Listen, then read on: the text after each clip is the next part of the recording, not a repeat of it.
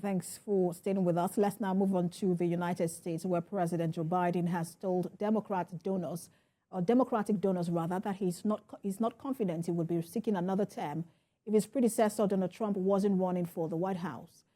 The U.S. president made the comment shortly after arriving back at the White House after visiting Boston, Massachusetts, to attend 3 fundraisers.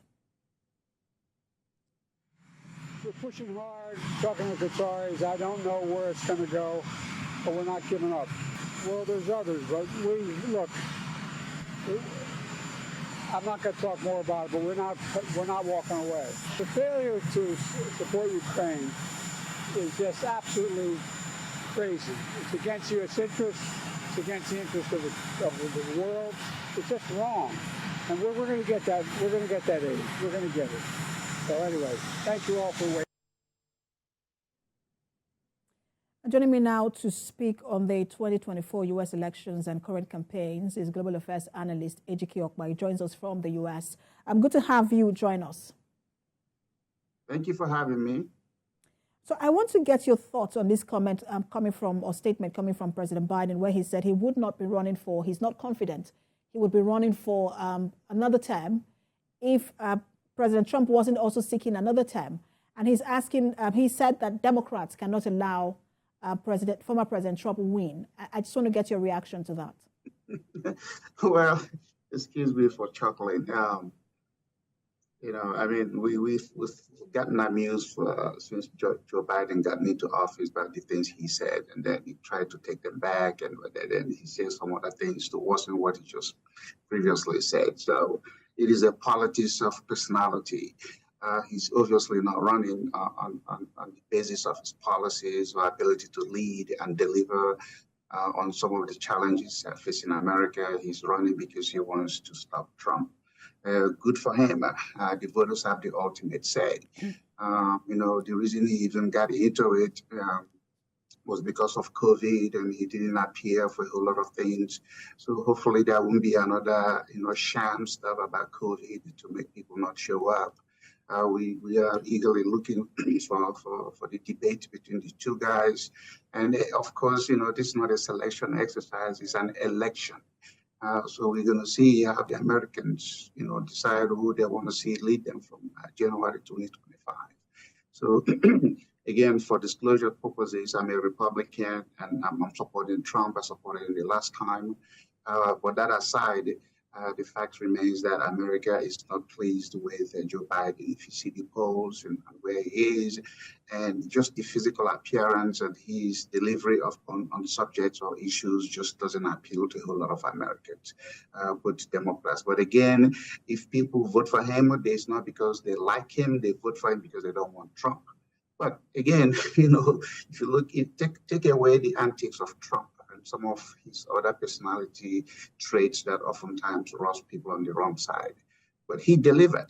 He was able to do things most American presidents didn't do. And the reason people don't like him, he's the only president who has gotten to the White House without having served in the military, having won any election before this time. So establishment politicians just resent that. But then we Americans know the difference because we want a country that functions, and we don't want our border to be open door.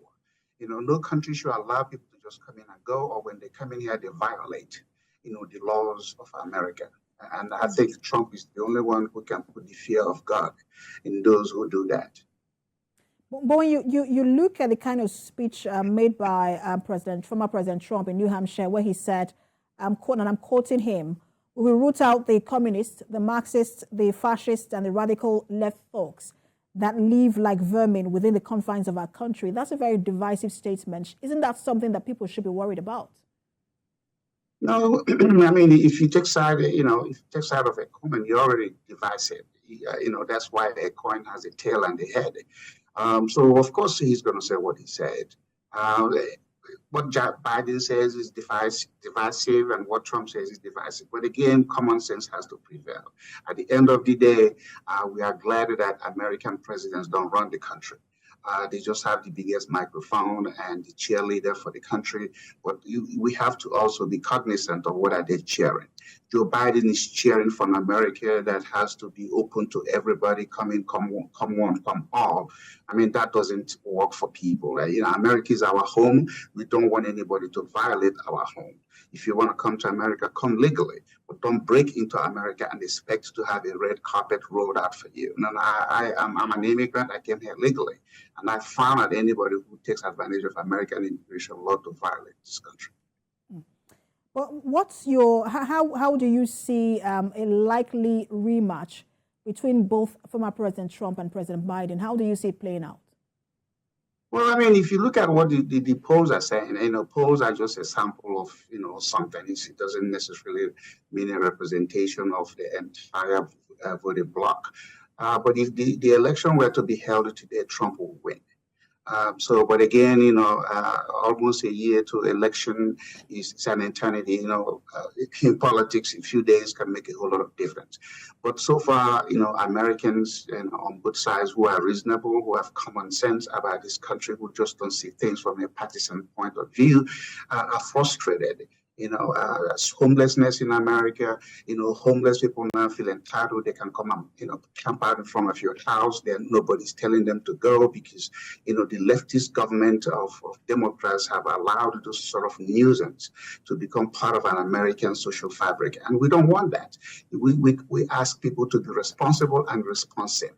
You know, there are certain people in our country that need help, but it's not to where you have to force yourself into people's homes because you know your social circumstances are not helping you. So, you know, again, we're watching it. You know, the primaries will start next year, and then and you know. I was just going to ask you about that. Talking about watching it, Trump hasn't gotten the Republican ticket yet. We've seen Nikki Haley getting significant endorsement. Do you see Trump clinching that ticket? Nikki Haley, Nikki, you know, I've met her twice. Look, she's good. She just smoke mirror. She's not going anywhere. You know, there's nothing. The remaining four of them that were going to be on a debate circuit, I think today or tomorrow, are going to do to change the fact that Trump is the leading candidate. And since he announced, he has led with more than 30-something points over all the candidates. So, you know, Nikki Haley, yeah, she's flexing, but she's not going anywhere. She's going to fizzle before she sizzles. You know, but it's good. You know, we like to have options, but those options are not what's going to change. You know, that Trump is going to get the nomination. I don't think anything is going to happen. Well, Ron DeSantis is also there. We'll see how it plays out. We'll see who gets that ticket. Thank you so much for talking to us as always. Global Affairs Analyst Ejike Okpa. Thank you for having me.